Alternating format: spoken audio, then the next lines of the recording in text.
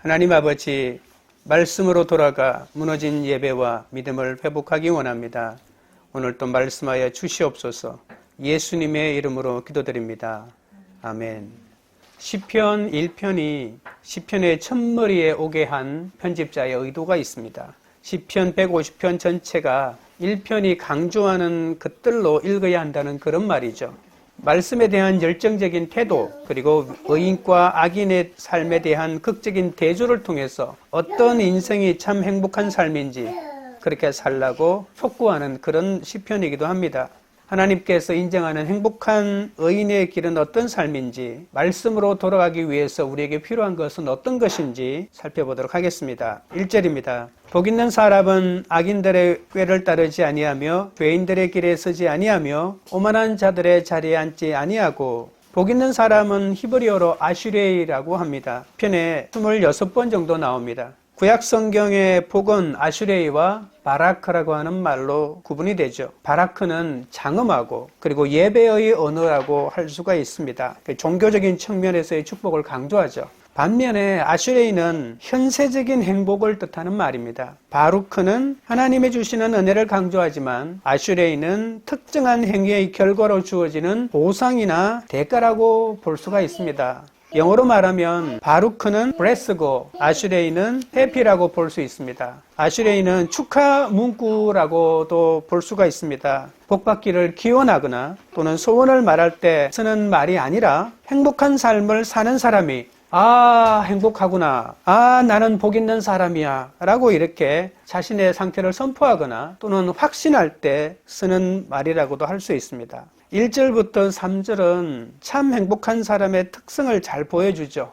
먼저 1절은 무엇을 하지 않는 것을 말합니다. 적어도 3가지를 하지 않아야 된다고 말하고 있습니다. 다른 말로 하면 하나님에게 대항하는 행동을 스스로 거부해야 된다는 거죠. 행복은 하나님에 의해 자동적으로 주어지는 것이 아니라 내가 한 행동의 결과라는 사실입니다. 내 행동은 하나님이 원하는 삶을 살지 않고도 하나님이 나를 축복해 준다면 그건 큰일 나겠죠. 오늘 이 시편 1편 1절 첫머리에 바루크라고 하는 가장 보편적인 하나님의 축복을 쓰는 예배 언어를 사용하지 않고 아슈레이라고 하는 이 말을 쓴 이유가 있다는 거죠. 시편은 철저하게 내가 하나님의 말씀에 어떻게 반응했는가에 따라서 하나님이 나에게 행복한 삶을 제공해 준다는 그런 뜻입니다.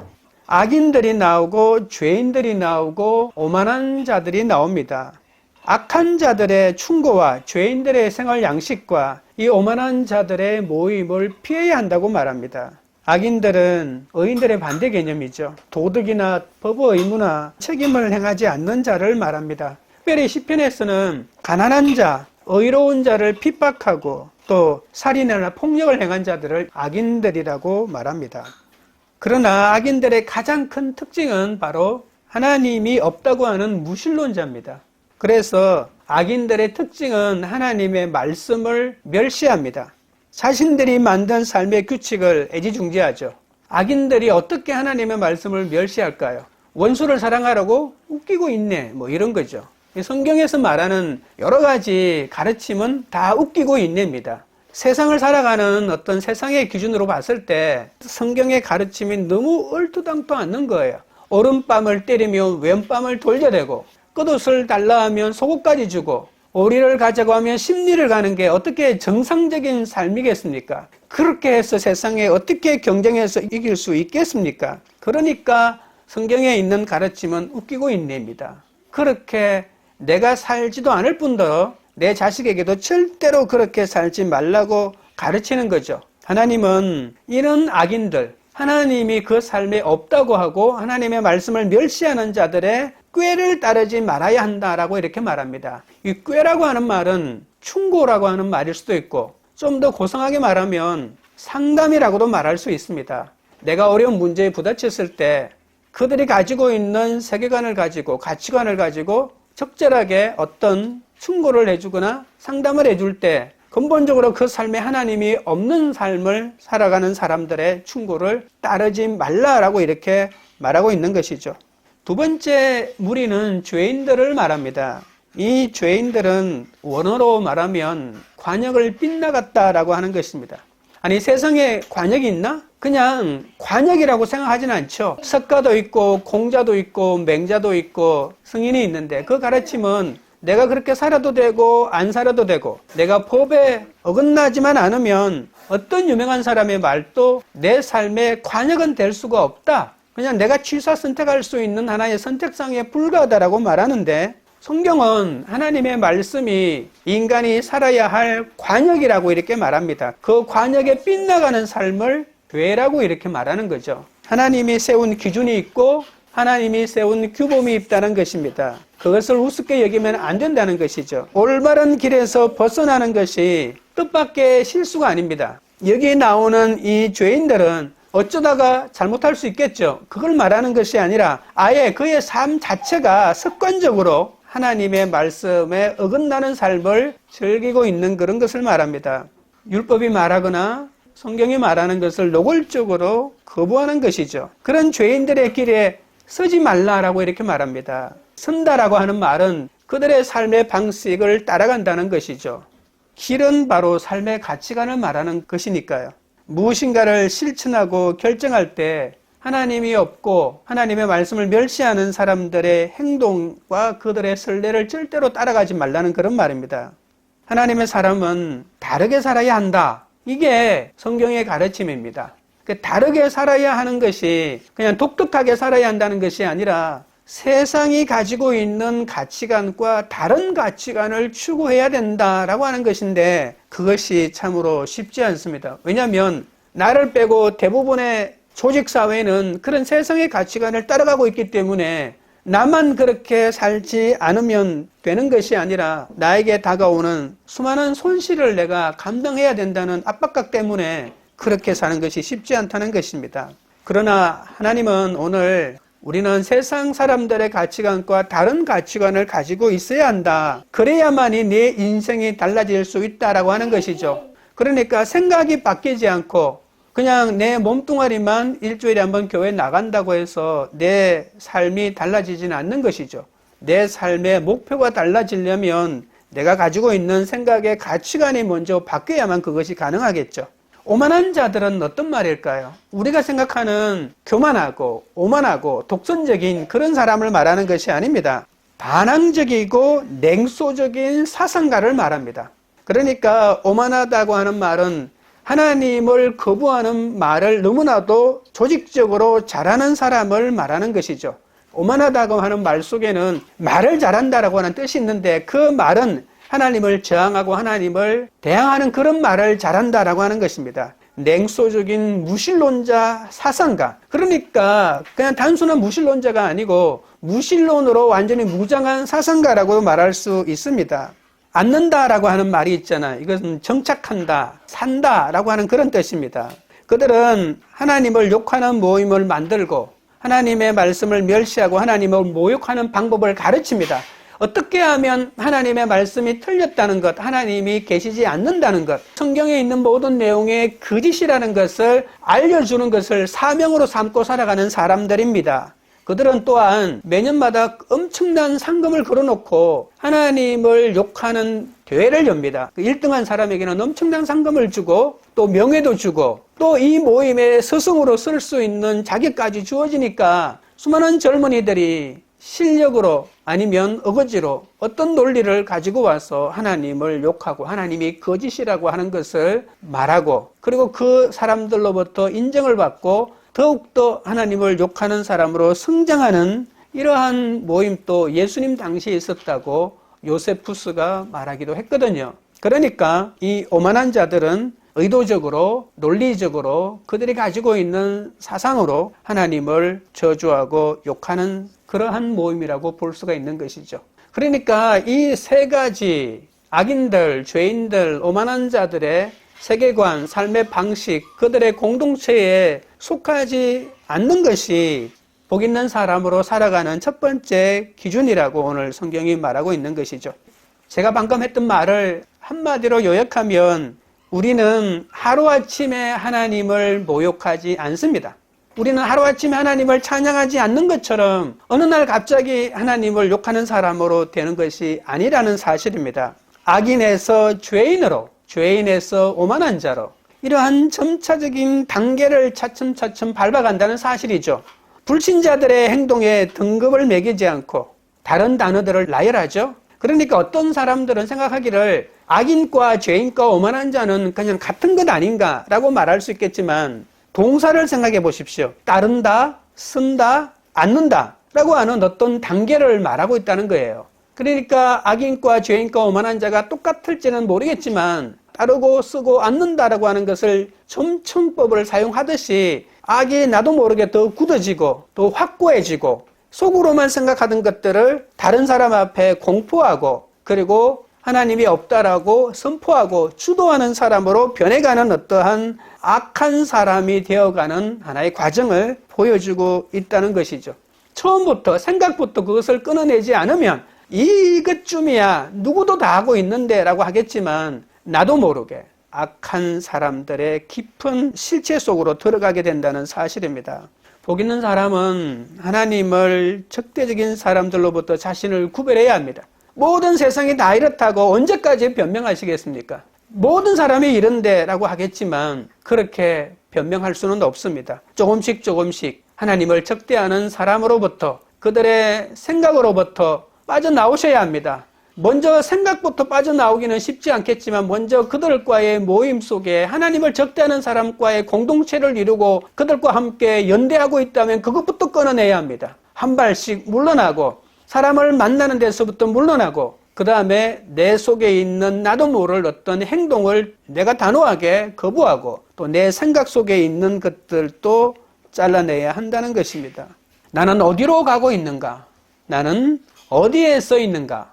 나는 누구와 만나고 있는가? 라고 하는 이 세 가지 물음을 날마다 자신에게 던져야 합니다. 2절입니다. 오직 여호와의 율법을 즐거워하여 그의 율법을 주야로 묵상하는 자로다. 복 있는 사람은 하나님의 말씀과 깊은 관계가 있다고 말합니다. 나는 복 있는 사람이 되기를 원한다라고 생각하는 사람은 누구든지 하나님의 말씀과 깊은 관계를 가져야 한다는 것이죠. 나쁜 길로 유혹하는 악인들의 삶의 방식을 거부하고 올바른 길로 인도하는 말씀을 따라가야 진정한 기쁨을 얻는다는 거죠. 복 있는 사람은 하나님의 요구인 말씀을 음미해야 합니다. 오늘 본문에는 묵상이라고 말하잖아요. 이것을 음미라고 하는 말로 바꿀 수가 있습니다. 말씀은 인간이 살아가는 동안에 우리 인간이 애써 추구해야 할 가치가 있습니다. 행복해지려면 반드시 말씀과 적극적인 말씀이 우리에게 주는 의무를 수행해야 하는 것이죠. 말씀과 온전한 관계를 유지해야만이 내 삶의 기쁨을 우리가 만들어낼 수가 있습니다. 2절에 율법을 즐거워하여라고 말하고 있지만 율법은 하나님에 대한 지식이라고 말할 수 있거든요. 하나님의 뜻은 인간에게 알리신 은혜로운 가르침의 전부를 말합니다. 인간이 실행하기를 바라시는 하나님의 의지를 표현한 것이기도 합니다. 이 율법 속에는 하나님의 은혜도 있고 하나님의 자비도 들어가 있습니다. 하나님의 의지와 조화를 이루면서 살아가는 사람에게 하나님이 도움을 주기 위해서 그 말씀 속에는 해야 된다라고 하는 강압적인 규정도 있지만 우리를 위로하고 우리를 품어주는 수많은 하나님의 자비와 사랑도 함께 들어가 있다는 것이죠. 우리는 말씀을 하나의 법률로만 이해합니다. 하나님의 율법은 법률만 있는 것이 아닙니다. 그 속에 우리의 눈물을 닦아주는 하나님의 사랑과 자비가 들어가 있다는 것을 알 때 내가 하나님의 말씀 속에서 하나님과 관계를 맺는 것이 내 삶을 행복한 삶으로 이끌어간다고 하는 그 의미를 깨달을 수 있을 것입니다. 이 말씀으로 우리는 세상을 살필 수가 있습니다. 여러분은 세상을 어떻게 보십니까? 뉴스를 통해서 보십니까? 아니면 수많은 정치 비평가들의 비평에 의해서 여러분 세상을 보십니까? 우리가 이 세상을 살아가는 수많은 렌즈가 있잖아요. 그 렌즈를 통해서 세상을 바라보는데 말씀은 이 세상이 어떤 것인지 우리로 하여금 깨달음을 줍니다. 그리고 내가 이 세상에서 어떤 삶을 살아야 할지 그 지침도 우리에게 알려주고 있다는 것입니다. 우리에게 힘을 주고 격려하고 그리고 밝은 빛을 비춰주어서 당신의 길로 우리를 인도하는 능력이 이 말씀 속에 있다는 것입니다. 그러니 그 말씀을 의지하는 사람은 하나님의 허락하시는 기쁨을 얻는다는 그런 뜻이겠죠.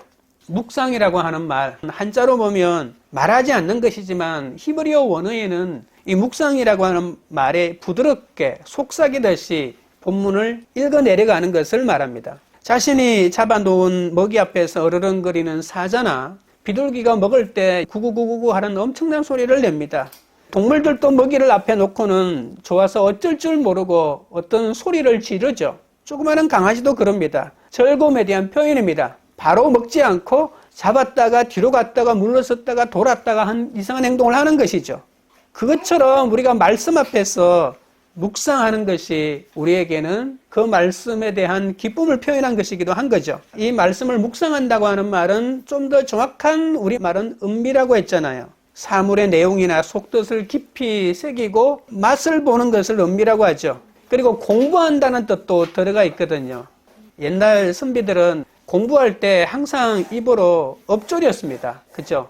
암송하려고 했는 건 아니지만 자기가 읽는 것들 반드시 소리내어서 맹자를 읽든 논어를 읽든 중용어를 읽든 천자문을 익히든 항상 입으로 소리내서 그 글을 대했던 것과 마찬가지로 이스라엘 사람들도 말씀을 낮은 목소리로 자기가 쭉 이렇게 소리내어서 읽으면서 그 말씀을 음미하고 묵상했던 거죠. 오늘 본문도 그 모든 것들을 말한다고 하는 것입니다.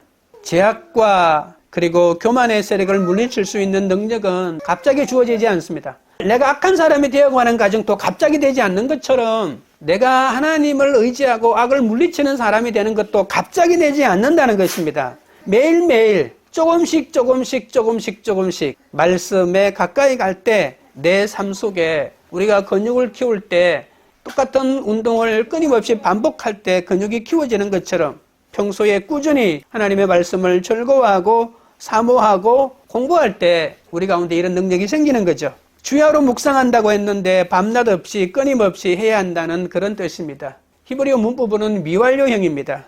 말씀을 묵상하는 것이 일회용이 아니라 마치 내 삶 속에 하나의 습관이 되어야 하는 것이죠. 밤은 또한 슬플 때, 재앙의 때를 말하고 낮은 기쁠 때를 말하죠. 물론 시간으로 말한다고 할 수도 있겠지만 시간의 의미를 뛰어넘고요. 주야로 묵상한다. 낮이고 밤이고 슬플 때고 기쁠 때고 우리는 말씀을 묵상하기 좋은 때가 내가 슬프고 힘들 때거든요. 내 삶 가운데 감당할 수 없는 사건이 다가왔을 때인데 그때 말씀이 또 필요한데 우리는 아쉽게도 그때는 말씀을 멀리하는 시기로 잡아놓고 있다는 거죠. 내 감정에 사로잡히죠. 내 감정의 동굴에 들어가서 스스로 자책하거나 아니면 연민에 사로잡혀서 슬퍼하게 되죠. 말씀이 필요할 때 말씀을 멀리하고 말씀의 문을 닫아놓고 내 속에 있는 믿을 수 없는 감정의 소용돌이 속에 빠져들어가는 것이 인간이라고 하는 사실입니다.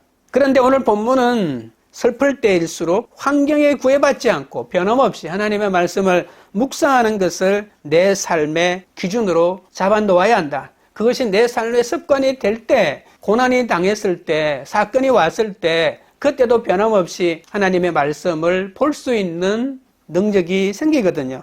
본연과 행복의 비결은 말씀 안에서 기쁨을 발견하는 데 있다는 것이죠. 말씀 안에서 문제의 해결을 찾으려고 했을 때 우리가 그것이 물질의 문제든 인간관계의 문제든 어떤 것이든 말씀 안에서 문제를 해결하려고 했을 때 말씀이 내가 당하고 있는 사건을 해석해 준다는 거죠. 나는 너무 억울해. 내가 저놈은 내가 죽이고 싶어. 저 상사는 없어졌으면 좋겠어. 저 부모도 저 친구도 이렇게 생각하는데 말씀을 통해서 보면 말씀이 나한테 슈퍼맨 같은 능력을 주어서 그 사람을 이길 수 있는 힘을 주는 것은 아닙니다. 그러나 생각을 바꾸게 하는 거죠. 네가 잘못한 건 없니? 네가 잘못한 건 너는 안 미워했니? 너는 저주하지 않았니? 이렇게 내 속에서 내 생각들을 차분하게 만들고 내가 그 사람한테 어떻게 했는지를 보게 하거든요. 그러면 내가 잘못한 것이 하나씩 그것이 적지만 발견하게 되고 그러면 그 사람이 잘못한 것만이 아니고 내가 잘못한 것도 있다고 생각하게 되면 그 사람을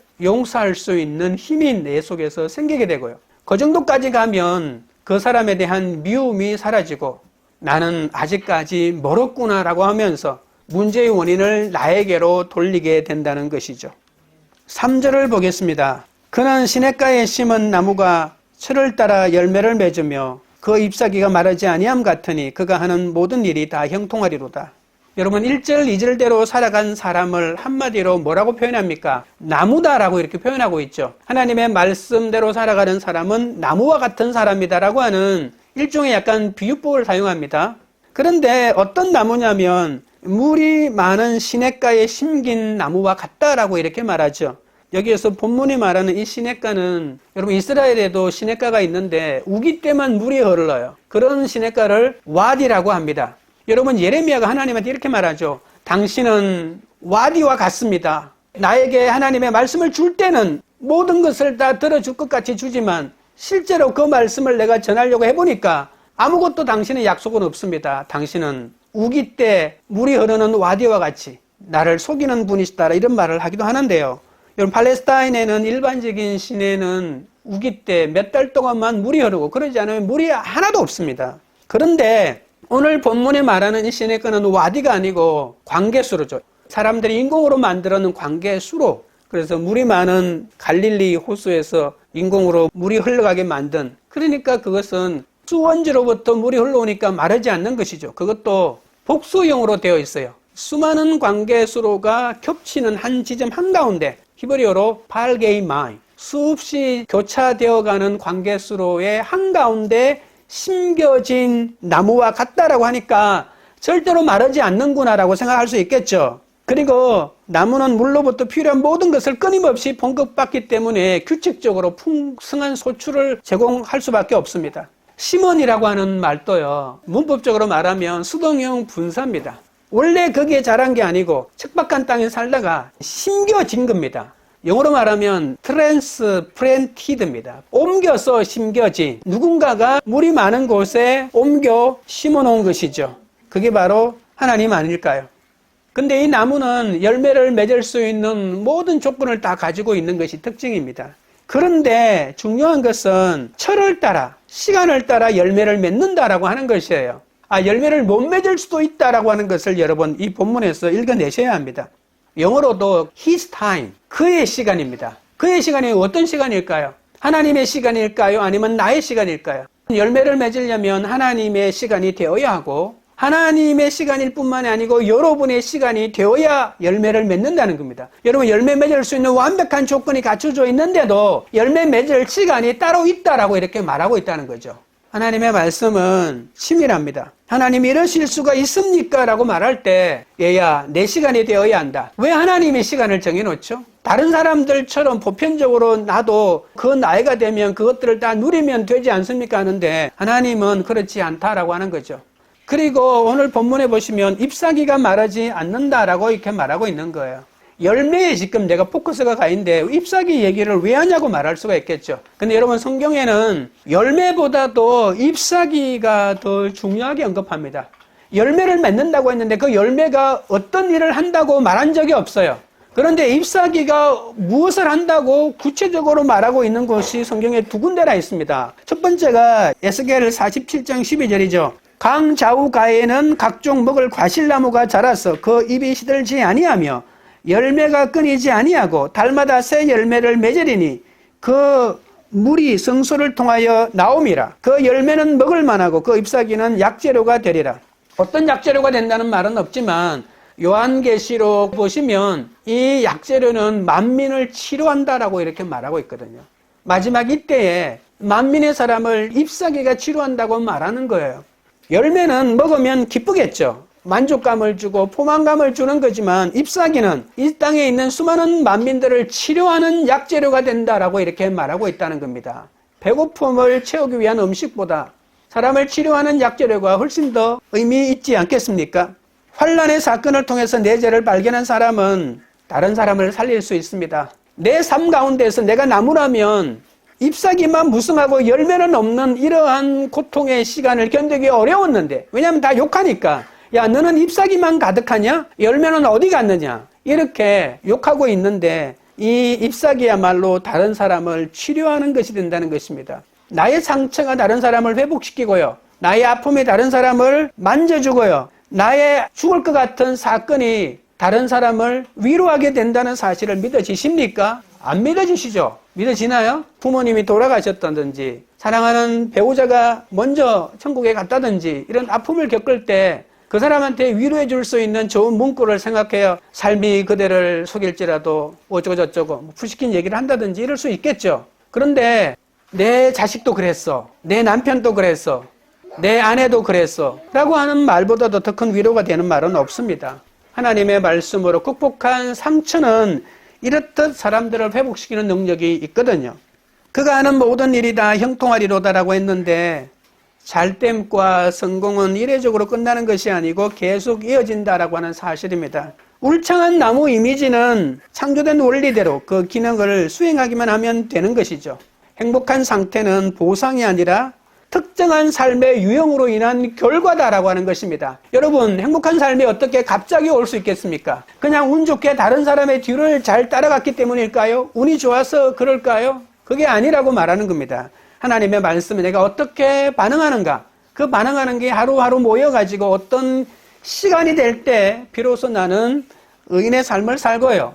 나는 의인의 삶을 사는 것은 내가 가지고 있는 열매로 내 배를 채우는 게 아니라 내가 그토록 무성하게 가지고 있던 이 잎사귀로 다른 사람을 치료하고 회복시키는 진정한 하나님의 사람으로 거듭난다라고 하는 그런 말입니다. 형통하다라고 하는 말 속에는 목표에 도달했다고 하는 말입니다. 목표에 도달해야만이 진정한 행복을 얻을 수가 있겠죠. 형통한다고 하는 말은 내 목표가 비로소 성취되었다라고 하는 것이죠. 여호와가 나의 목자이기 때문에 부족함이 없는 삶을 살아간다는 것이죠. 하나님이 나의 목자라면 부족함이 없는 삶을 살아갈 수 있는 유일한 조건이 되는 거죠. 그러니까 성경은 내가 물리적으로 얼마만큼 많이 가져야만 만족하고 행복한 삶을 살아간다 이런 기준이 없습니다. 하나님이 제시한 부족함이 없는 삶의 조건의 첫 번째는 바로 하나님이 나의 목자가 될 때, 하나님으로부터 내가 모든 것을 공급받는 상태가 될 때 그렇다라고 말하는 것이고 23편과 1편은 연결되어 있습니다. 이렇게 시냇가에 심겨진 나무와 같은 삶을 살아가는 자에게 형통하게 된다라고 하는 건 하는 일마다 잘 된다는 뜻이 아니고 비로소 내 목표에 도달한다. 인간이 가지고 있는 근본적인 내 삶의 목표를 그때 이룰 수 있고 다른 말로 하면 만족할 수 있다. 부족함이 없는 삶을 살게 된다. 영어로 말하면 베스트입니다. 베스트의 삶을 살 수 있다. 이것이 잘 안 믿어질 수가 있겠죠. 1절과 2절과 3절의 삶을 살아가는 사람이 인간에게 주어진 베스트의 삶을 살 수가 있다라고 말씀을 가까이 하는 삶을 살아라. 하나님을 너의 목자로 삶을 살아라. 그러면 베스트의 삶을 살 수 있다라고 이렇게 말하고 있습니다. 4절, 5절, 6절은 악인에 대하여 말합니다. 악인은 그렇지 않으며, 여러분 그렇지 않으며 라고 하는 말이 얼마나 강력하게 이 시에서 말하고 있는지를 아셔야 합니다. 그렇지 않으며 오직 바람에 나는 겨와 같도다. 겨라고 하는 말은 그냥 알맹이가 없는 겁니다. 여러분 의인은 알맹이가 있어 심겨지면 열매를 맺는데 이 겨는 알맹이가 없죠. 바람에 나는 겨는요, 바람이 나를 살포시 들어올려 온 지구 전체를 유람하게 만들어주는 그런 상태가 아니라 성경에서 나오는 바람에 날려가는 겨는 심판을 당하고 있다는 겁니다. 지옥의 불구덩이 속으로 빨려 들어가고 날려가고 있다는 거거든요. 유람하듯이 살아가야 될 인생이 아니에요. 불구덩이로 빨려 들어가듯이 날려가고 있는 인생인데 겨와 같은 인생이 좋다고 말합니다. 나중에 하나도 얻을 게 없습니다. 시냇가에 심은 나무는 움직이지도 못하죠. 그 한 자리에서 찾아오는 사람이나 만날까 외로움도 견뎌내야 되겠죠. 그러나 그는 수많은 열매도 맺고 그 잎사귀로 사람들을 고치기는 하시겠지만 이 겨는 유유자적한 삶을 살아가고 있는 것 같지만 아무것도 남는 것 없다라고 하는 그런 사실입니다. 여러분, 나무라고 하는 말은 애자라고 하는 말이고 이 겨라고 하는 말은 모자라고 하는 말이거든요. 일부러 언어 장난을 하고 있는 거죠. 애자와 모자의 차이가 한 끗 차이인 것 같지만 한 지옥으로 가느냐 멸망으로 가느냐 하나님이 계신 천국으로 가느냐의 갈림길에 서 있다고 볼 수가 있습니다. 겨는 공허하고 무가치하고 어떤 열매도 생산하지 못하는 인간의 한계를 본다고 말할 수 있습니다. 5절을 보겠습니다. 그러므로 악인들은 심판을 견디지 못하며 죄인들이 의인들의 모임에 들지 못하리로다. 이 5절은 악인이 심판을 받는 광경입니다. 그러므로 라고 하는 말은 바로 이 4절에 대한 결론 아니겠습니까? 악인들은 가볍고 무익한 삶을 살아간 결과 어떻게 되냐면 그들은 심판을 당한다. 심판을 견디지 못한다고 하는 말은 심판에서 가장 혹독한 형을 받는다는 그런 뜻이겠죠. 그리고 의인들의 모임이 되지 못한다고 하는 말은 하나님의 계신 천국으로 가지 못한다라고 하는 그런 뜻입니다.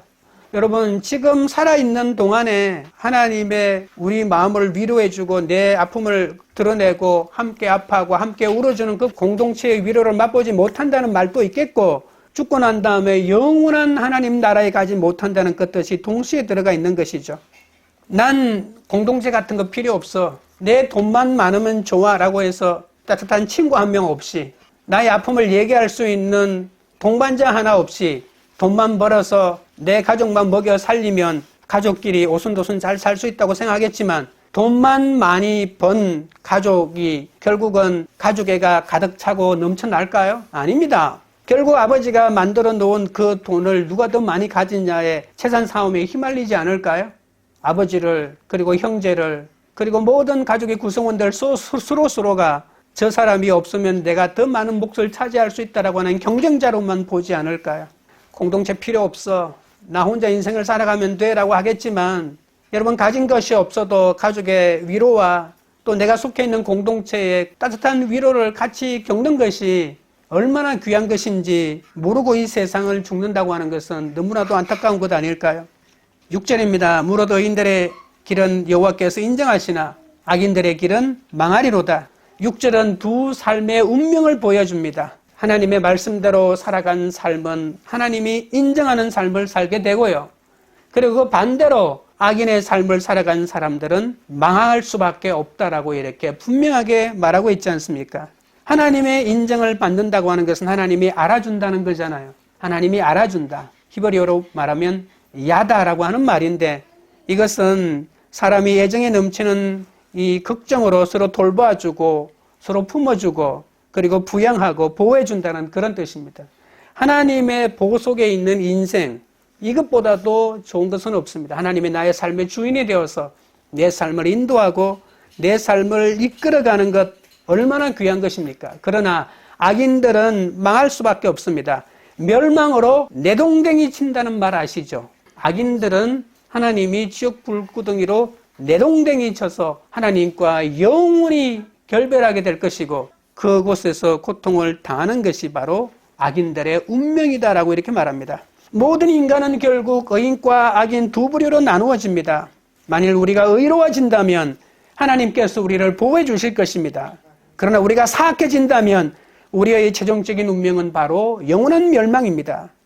악인들의 파멸은 하나님의 징벌이 아닙니다. 이걸 아셔야 합니다. 그들의 삶의 결론입니다. 하나님이 악해서 그들을 멸망시킨 것이 아니고, 하나님이 만들어 놓은 법칙을 모두 어긋나서 다른 길로 계속 가다 보니까 결국 그 밑에는 낭떠러지가 있는 것이죠. 그들은 스스로 선택한 것이기 때문에 되돌이킬 수 없는 멸망 속으로 들어간다는 것입니다. 하나님이 자비를 베풀어서 구해줄 수 있는 게 아니에요. 일생 동안 그들의 선택의 길로 하나님의 반대되는 길로 계속 갔기 때문에 그들은 그런 삶을 당하는 것이죠. 말씀을 맺습니다. 말씀 묵상을 통해 나를 인정해 주시는 하나님을 알지 않고서는 사건마다 승리할 수 없습니다. 뙤약볕에 있든 홍수와 가뭄을 겪든 추운 겨울을 보내든 그 어떤 환경에서든 말씀을 묵상하면 하나님의 잎사귀가 마르지 않는 형통함을 주십니다. 그런데 말씀을 한 묵상 없이 기계처럼 메우기만 한다면 그 속에는 아무 유익이 없겠죠. 말씀을 읽고 생각하며 적용하는 묵상이야말로 시각을 사용하여 장성한 자의 분량에 이르게 하는 능력 있는 그리스도인이 되게 하지 않을까요?